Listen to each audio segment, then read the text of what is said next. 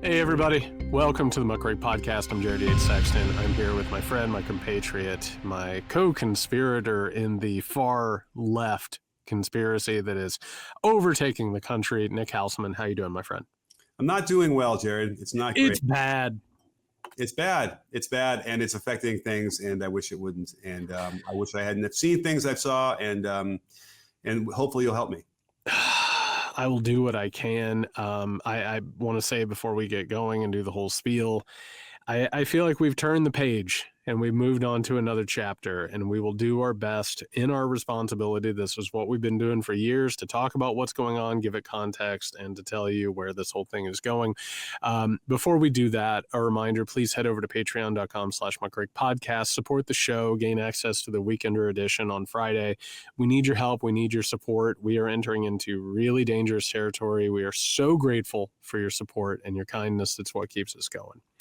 Nick, the story that just keeps developing, there has been an arrest in the case of the assassination of Charlie Kirk. An individual is in custody.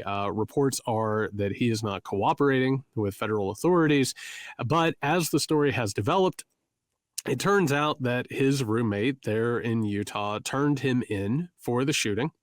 That roommate, the right has now fixated on this roommate. Some people say they're transgender. It's unclear. Other people say that they're not. They're claiming that the shooter is in a sexual, romantic relationship with this person. And what has it done, Nick? It has set off a firestorm of anti-trans paranoia and hate. And on top of that, and we'll talk about it more later, there is a developing administrative focus on going after political enemies. What is your reaction to the developments that we've had in the last couple of days and the details that have emerged and remain murky? I'm skeptical, Jared. Yeah. Very skeptical about all of this, having spent a lot of time in that area, right around there, trying to picture, a guy like, I don't know. I mean, listen, trans people are across this country, and they live in various communities and accepted in various ways. This is not one of those communities I would think you would see that, and especially because of their fixation on transgender people and shooters already.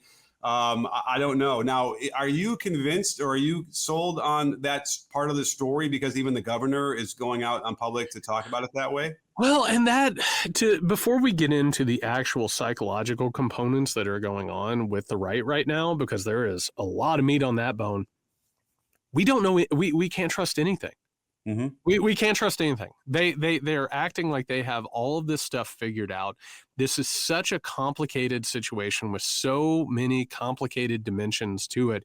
And meanwhile, we have a public-facing group, including the FBI, including the governor of Utah, talking heads, commentariat, politicians, you name it, who are talking about this as and presenting it as an easily understandable situation because it helps their political project and their political motivations. So no, I don't trust it. I don't trust hardly anything about this. And the more that I drill down into it, the more that I realize everything that's being presented as concrete is, I mean, Jello doesn't even begin to describe it, in opposition to it being concrete.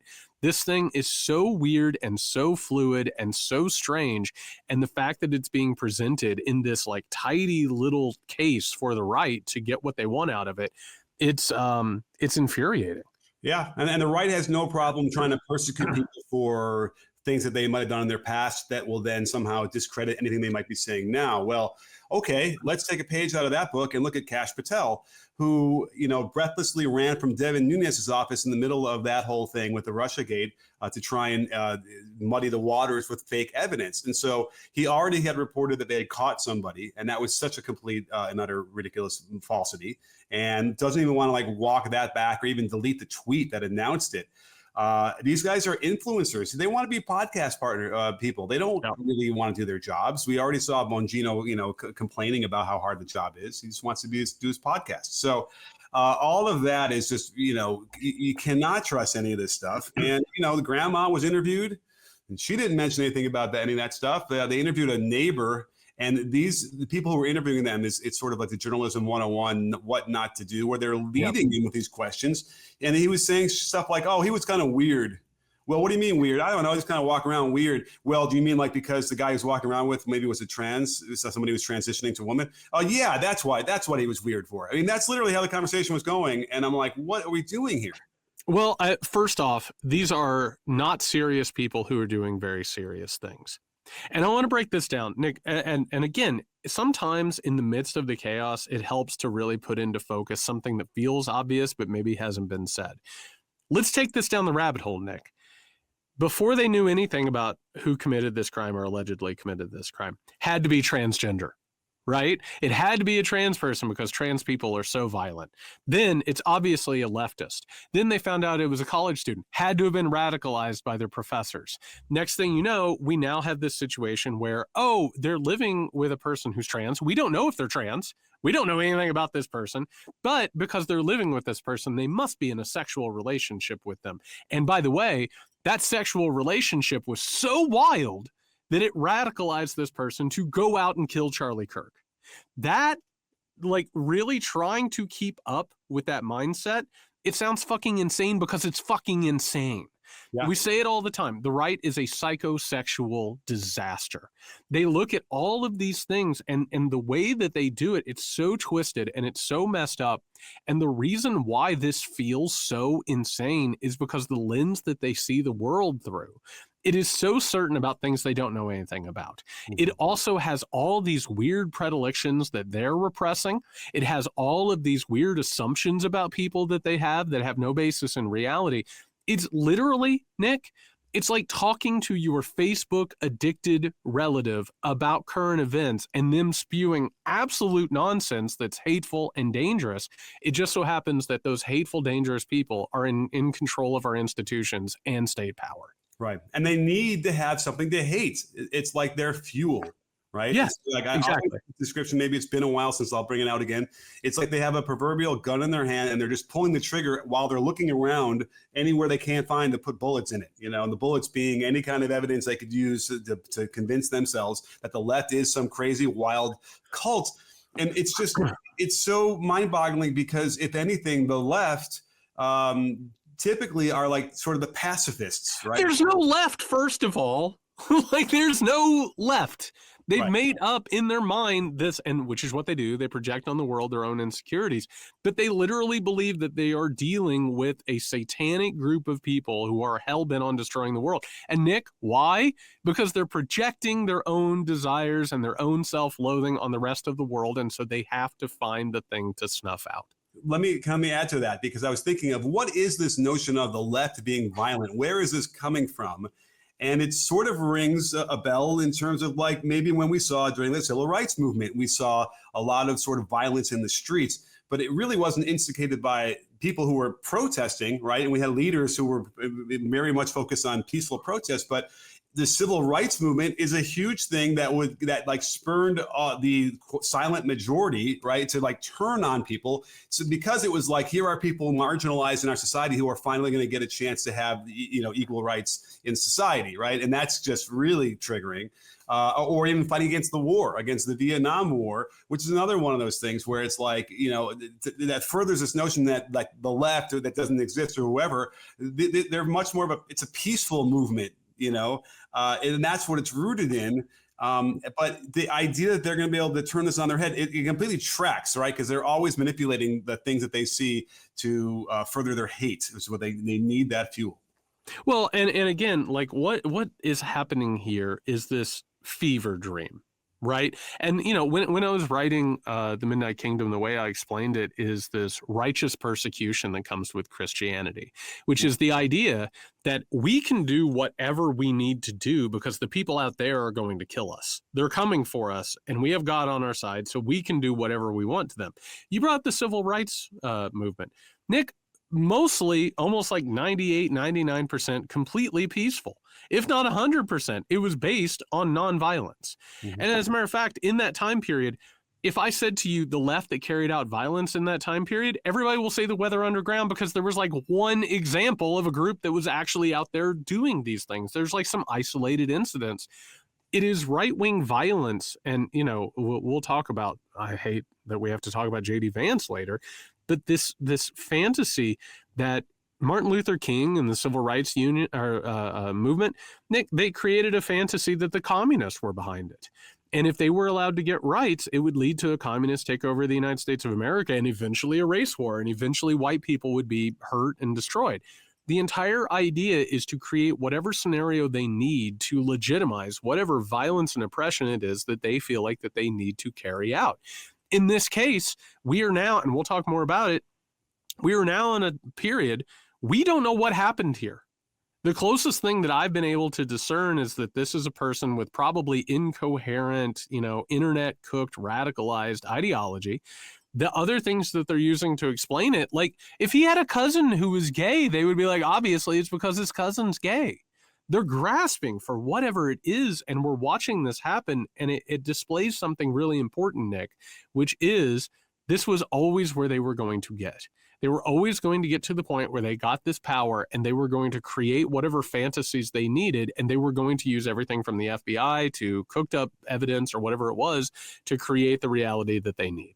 Right. And make no mistake, I mean, Charlie Kirk got his share of criticism while he was alive spewing the stuff.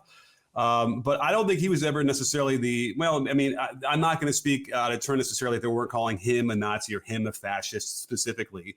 But that's what they're trying to make a correlation towards, right? You're calling us all fascists. You're using the word Nazi, and then he's going to then turn on Charlie Kirk. It's a bit of a stretch to get that. It takes a minute.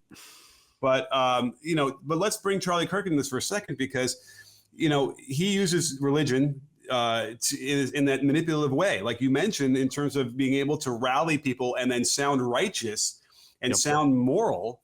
But then he would say stuff that was immoral and completely hate-filled. Now, I'll give you an example because it kind of connects to the civil rights movement, where he was trying to say that at some point that black families had started to disintegrate after the Civil Rights Act passed in the 60s. Ergo, ipso facto QED, the Civil Rights Act destroyed black families, is what he really was saying, right? And that's just why I don't think he was intelligent. And people say, oh, he can remember things, he could spit back things, so he knew all the 5 books of the Torah, good for him, in order. But then he would use like that kind of fact to try and make it seem like whoever he was debating with wasn't smart or didn't know his stuff, right? But in reality, if you're going to make that correlation, when we know that what happened with black families specifically from the 60s until through the 80s has very little to do in terms of what they were suffering from with the Civil Rights Act. In fact, the Civil Rights Act didn't have anything to do with suffering and what the dissolution of families. And he wants to make that case. And it's somehow to certain people who are, I guess, already predisposed to that. And it is some sort of a rational discussion for people. And that's what's really scary about the whole thing. Well, and what else did he peddle? The idea that, black people were better under slavery. Like that's literally the type of revised history. And you nailed it, Nick. What made him powerful and what makes people like Trump and other right-wingers powerful is that they're telling people things that they want to hear. They're predisposed to hearing it. They hear someone with authority and influence and a platform saying it, and as a result, it turns into a feedback loop, and it grows and grows and grows.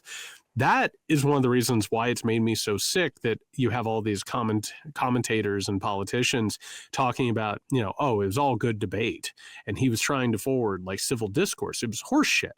And quite frankly, again, his death is going to be turned into, and the wheels are already in motion, it is already being turned into an opportunity to carry out the worst impulses of these people.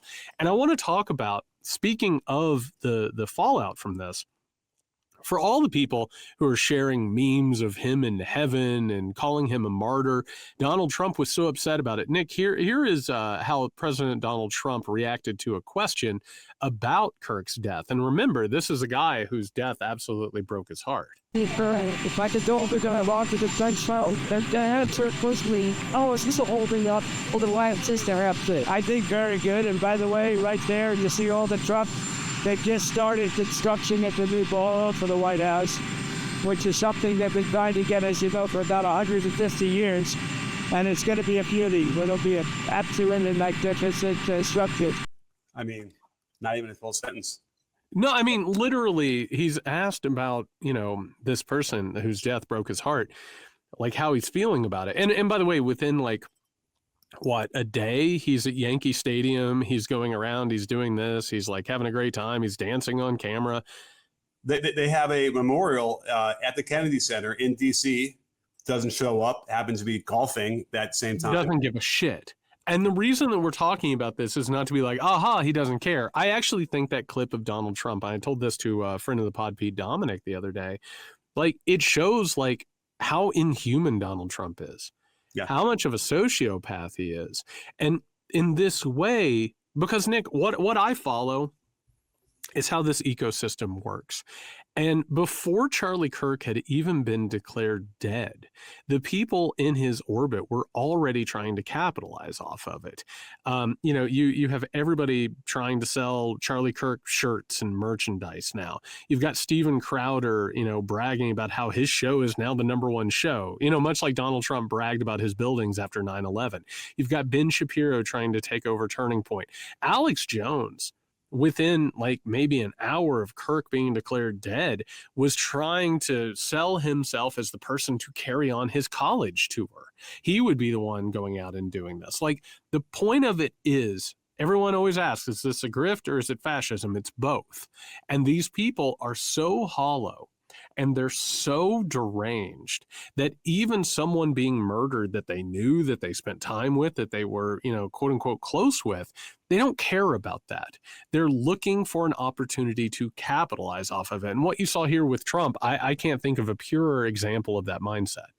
I agree. I mean, now it brings us to the next point, which is that his podcast goes on, apparently, and it is being hosted. The first one back is being hosted by our Vice President of the United States, JD fucking Vance. And for anybody who didn't tune into this thing, consider yourself lucky. I watched this damn thing. Here is JD Vance filling in for Charlie Kirk.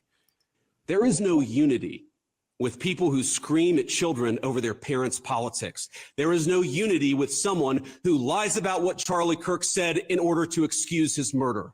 There is no unity with someone who harasses an innocent family the day after the father of that family lost a dear friend. There is no unity with the people who celebrate Charlie Kirk's assassination. And there is no unity with the people who fund these articles, who pay the salaries of these terrorist sympathizers, who argue that Charlie Kirk, a loving husband and father, deserved a shot to the neck because he spoke words with which they disagree. Did you know that the George Soros Open Society Foundation and the Ford Foundation, the groups who funded that disgusting article justifying Charlie's death, do you know they benefit from generous tax treatment? They are literally subsidized by you and me, the American taxpayer. And how do they reward us? By setting fire to the house built by the American family over 250 years. I'm desperate for our country to be united in condemnation of the actions and the ideas that killed my friend. I want it so badly that I will tell you a difficult truth. We can only have it with people who acknowledge that political violence is unacceptable, and when we work to dismantle the institutions that promote violence and terrorism in our own country. Nick, I have a lot to say about this, but I want to hear your reaction to hearing the Vice President of the United States of America saying this. Well, it took him only 45 seconds to get to George Soros. So that might be, is he slow on the draw all of a sudden? I don't know. But he sounds like not someone who wants to help the country heal. He also sounds like someone who didn't have any of these feelings when we've seen other lawmakers be murdered in cold blood in similar ways. It doesn't seem interested at all in any, whatever the words that are coming out of his mouth. He seems, interested in dismantling some other leftist deep state that he thinks exists. So a couple of things are happening here. One, this has been JD Vance's mission since he entered politics. Everything is about the professors. Everything is about the academy. Everything is about the so-called cathedral. All of it is about carrying out the things that Curtis Yarvin and Peter Thiel are constantly saying, which is a cultural revolution through violence.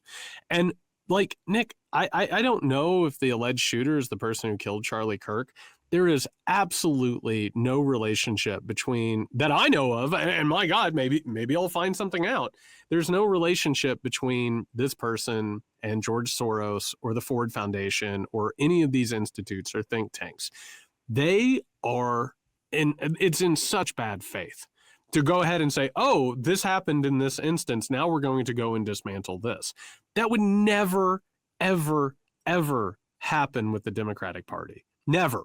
That just would not take place. They wouldn't even attempt to draw the line, much less saying this has provoked this response. We're now legitimized in going after so-called liberal think tanks, institutes, and networks. Mm-hmm. They have taken advantage of this in a way I figured it was coming, but watching it and hearing it and seeing it and witnessing it, it was chilling, is what it was.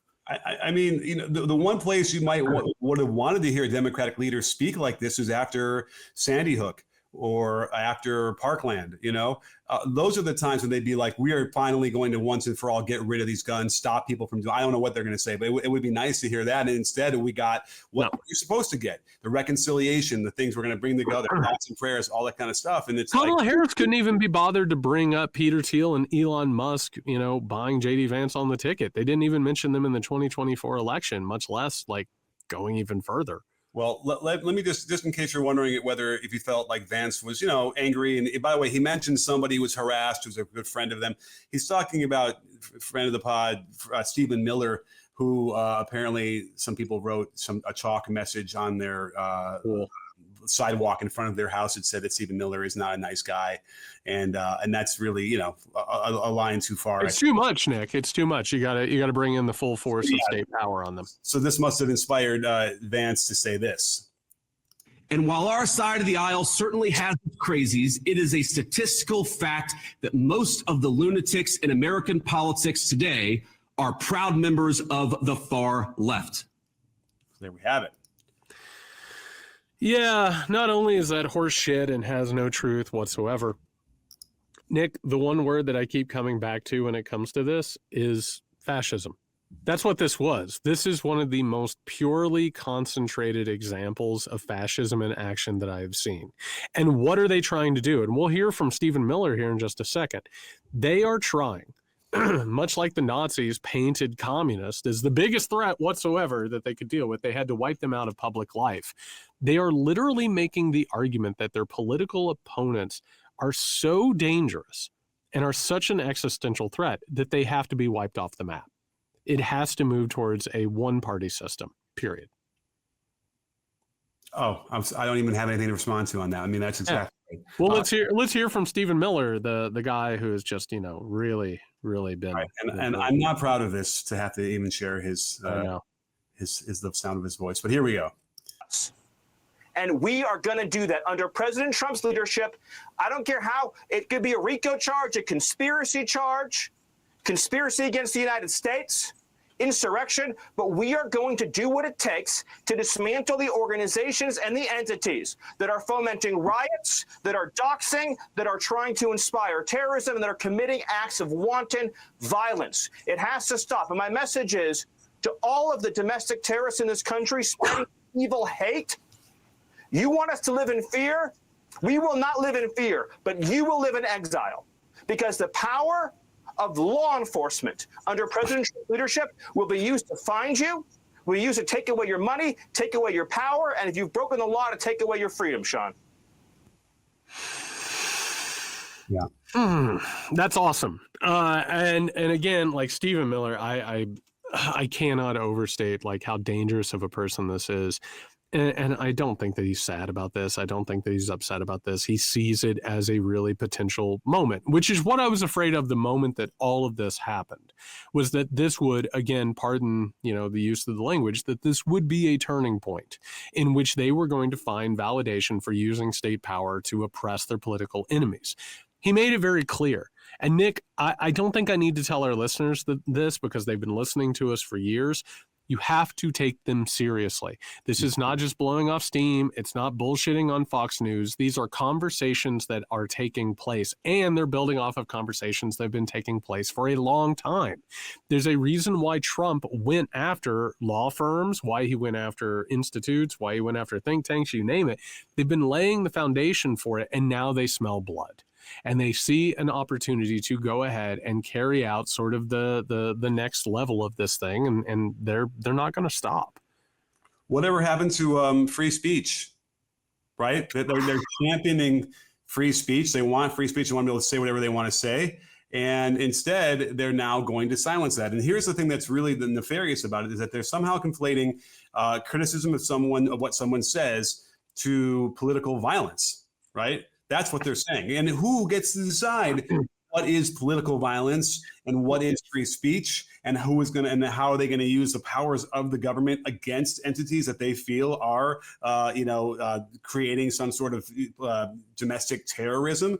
How easy would it be for someone like Stephen Miller to look at Planned Parenthood and call it, terrorism, and then shut that down, and then put people in jail for it? Well, and we've already seen the groundwork laid for this. Like, we saw this during the War on Terror, the idea of criticizing the United States and what they were doing. We saw that labeled as terrorism. And in the modern era, Nick, I don't blame them for thinking this is possible. I mean, like, criticism of Israel became anti-Semitism. Mm-hmm. And took away people's rights. They got thrown out of college. They got beaten up by police. And by the way, the Democratic Party didn't stand up for those people, and in many cases were carrying out the enforcement against them. So I do think that there is a possibility that they can figure out a way to say, and he laid it out here, domestic terrorist. We're going to hear so-called leftists, Democrats and liberals, I mean, my God, it's not even the left. We're going to see them start to frame them as domestic terrorists. And there's so much cultural cachet and power built up around that because we've been stewing in it for, going on 25 years now. And this is what happened in the past. This is how communists, labor unions, leftists, they got deported out of the United States and sent to the Soviet Union. This is how you saw people rounded up. This is how you saw the FBI violate people's rights. My point is that this isn't new. It's the overtness of it. And it's the fact that because it's building off of these past moments, it's probably going to be even worse than what we have seen in recent and past American history. And one of those reasons is if you listen to Randy Fine, the congressman from Florida, who had a tweet I want to read to you in a second about who else he wants to go after. Because again, in their minds, they can say, well, if you're a government employee, and we're starting to see people getting punished for what they said about Charlie Kirk, which again, most of what I saw that they're being punished for is simply just a criticism of what he had said while he was alive, just basically quoting the guy. But here's what Randy Fine said on Twitter yesterday. He goes, those celebrating the death of Charlie Kirk must be thrown out of civil society. Now, remember, most of these things that they're saying are celebrating a death are simply just quoting Charlie Kirk. He says, if you are aware of anyone in the 6th District of Florida, or heck, anywhere in the state, who works at any level of government, works for an entity that gets money from government, healthcare, university, or holds a professional license, lawyer, medical professional, teacher, that is publicly celebrating the violence, please contact my office. I will demand their firing, defunding, and license revocation. If you don't think I am serious, I got 2 state university board chairmen fired for less. These monsters want to fight. Congratulations, they got one. And by the way, notice that what's been happening, and we've seen a spate of these things, Nick. Matthew Dowd was fired at MSNBC.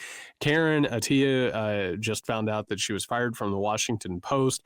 We're seeing, and by the way, neither of them really said anything that was like really out of bounds. They both basically said, Charlie Kirk had a lot of problematic ideas. It wasn't celebrating his murder, but they can take that and twist it because they understand that they own the rhetorical concentration here. Well, you're saying this is the Washington Post who twisted it and said that she was lying. That's right. In a really incendiary response. So it wasn't even like fucking Stephen Miller saying that shit. No, and that is where capitulation and collaboration come in because so many people are going to go ahead. They're afraid of getting their money pulled. This is why it was so important to talk about what was happening with universities. They were both having their funds withheld, but then the message was basically sent out, which was do not allow people to say these things. We're seeing professors and teachers who are being fired. There are lists being made of people who supposedly celebrated Kirk being killed. We're seeing employers getting contacted, people being fired. The FBI is tracking posts about this thing. They've already contacted people who didn't celebrate the death, but they're asking about their intentions. The point is this: we're now turning a corner. We're now moving into a place where all the things that we saw sort of come into fruition, like earlier on in the term, and a lot of the political conditions and things in the environment, we're seeing now where that it's like, Nick, it's like putting a machine together, right? Piece by piece, and making sure the wiring is there and it's all plugged in. And then you turn the button and the machine works the way that it has been designed to work. And now we're entering into the period that I was afraid of, which is after this incident, now we're going to see everything put on its head, and you are going to see real cultural, economic, and political oppression. I mean, you know, I think you were worried when we heard about Bezos taking over the Washington Post to put a button on it, right? And you might have thought, oh, hey, we need someone who's got a lot of money, who's not going to worry about bleeding money so they can keep this enterprise going. But what you realize is the threat that he is under with Amazon, and we've already seen the government can easily put their finger on the scales and make Amazon's life a lot harder to do business with. And that will then in turn force Bezos, or not force him, but incentivize him to create an environment in the Washington Post that will be much more favorable to the administration the way it is now. And that's where we are here. And that's what's so scary. And that goes through everything. It goes from CBS to NBC. We saw Trump already call for the revocation of, NBC and somebody else, ABC maybe too, their license. I mean, he's called for everybody's license to be revoked. Yeah. And meanwhile, the two places he wanted to revoke are like so milquetoast and not incendiary anyway. That's how scary it is if he's willing to get those guys pulled off the air. So we are fast moving to a place that will, I don't know what they're going to do. And I said this before, where the reason why a lot of people want the Second Amendment is so they can protect themselves against a tyrannical government. Well, we're on our path to that, but for some reason, most of the people that want those guns to protect them from that, are cheering it on. I will say, regardless of what we find out about the alleged shooter and where the story actually leads, we've already had it previewed that they want to take away the gun rights of trans people. We've already heard that they want to declare trans people mentally unwell, even though there wasn't a trans person involved in this incident that we know of. They're going to go for that. And that is the other thing I want to remind people. Fascists will go as far as they possibly can, and they will test the limits.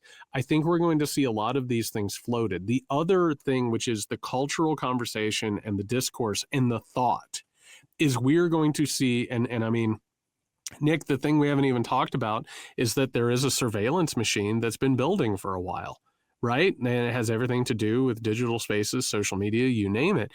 I guarantee that if that thing hasn't been turned on, that they're trying to bring it about like Operation Warp Speed. And the other thing about it, I just want to point out, because I'd be remiss if I didn't, Nick, this is just the cancel culture that they were screaming about for forever. That they were just saying, oh, people, aren't allowed to have the thoughts that they have. And I want to point out, it's not just that they're hypocritical.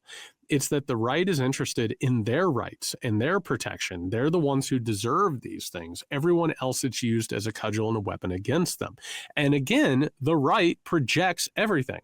When they say, oh, those people over there are creating a cultural revolution by stifling free speech, they're saying we will do that.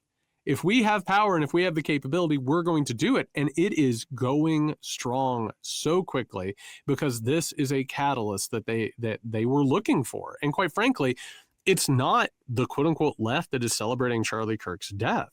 It's actually the right that is actually celebrating the death because it gives them the opportunity to do what they wanted to do anyway. I don't think that's consciously how they feel about it, but I think the way that they're motivated and the way they process things, I think that's what's happening. Exactly. The way they process things, where they need anger. They need to find something to be angry about because the internal conflict that exists there for so many people. You can't be mad at yourself. You have to be mad at other things. Exactly.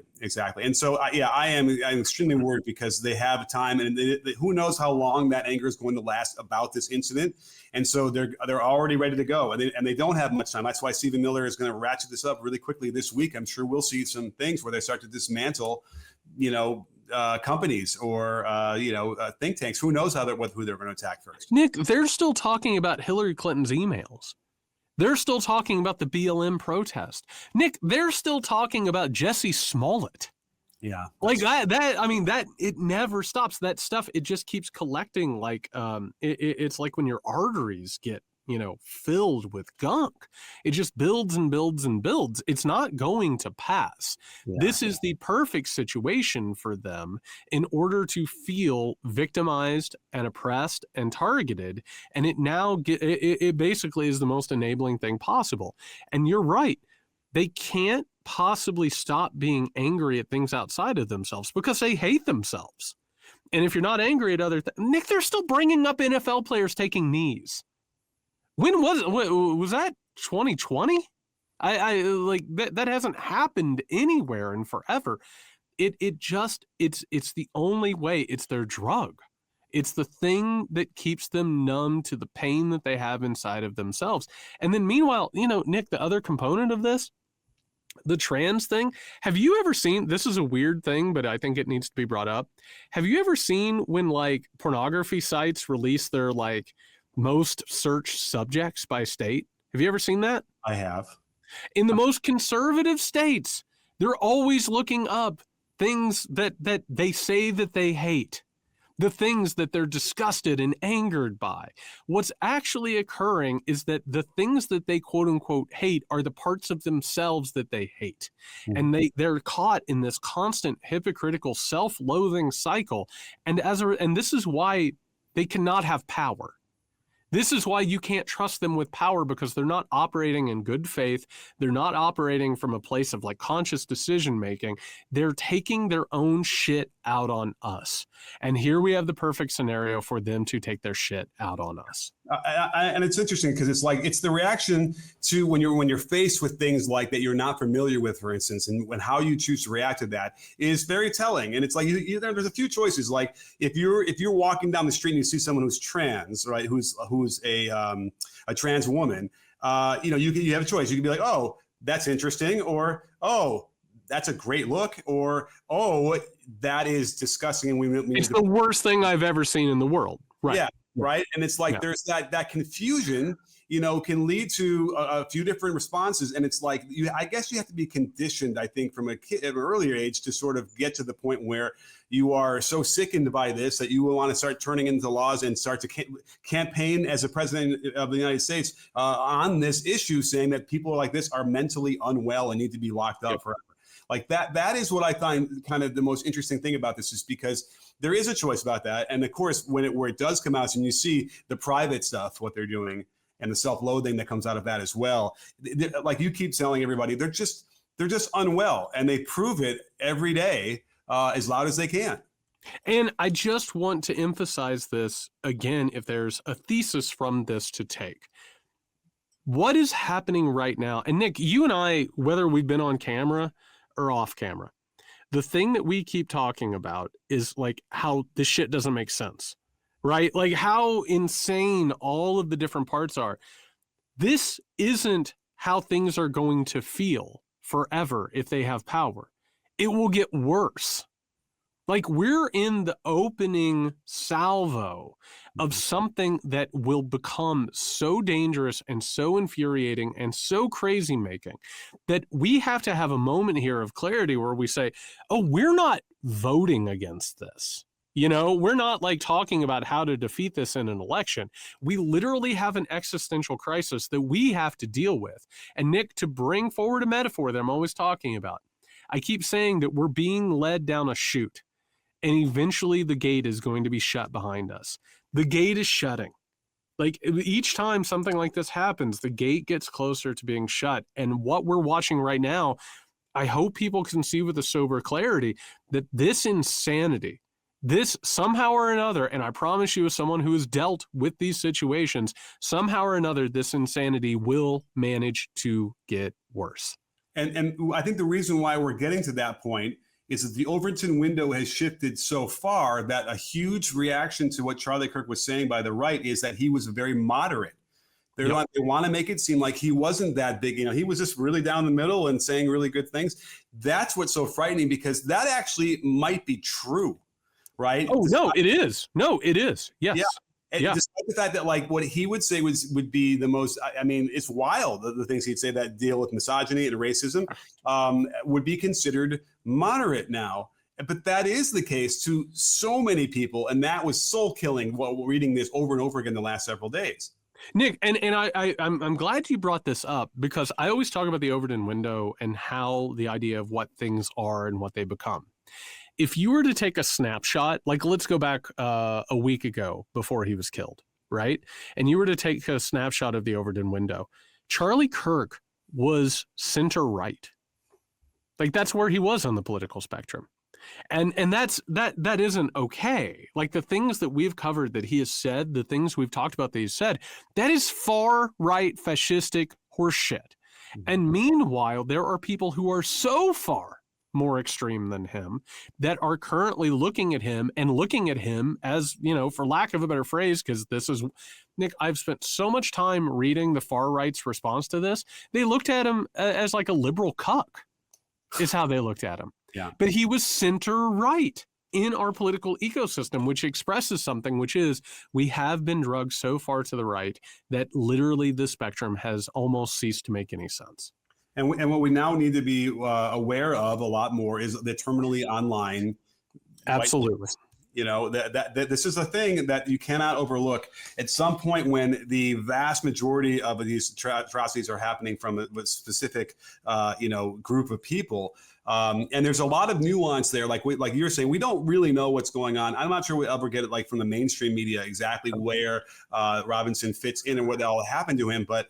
You know, you have the subtle shades of differences between like groypers and black-pilled people and all other manner of deep rabbit hole internet disaffected loner people. It is a deep and dark place to be in that doesn't necessarily connect to politics per se the way we call politics. And again, it's not going to fit whatever narrative they're going to try and push. And because people don't recognize that that there is a lot of nuance to that, they're just going to grab onto whatever they can recognize and use it. Nick, about a year ago, I don't know. I don't know if your memory of our shows works this way, but I basically have like a roving catalog of things that we've talked about and when we talked about it.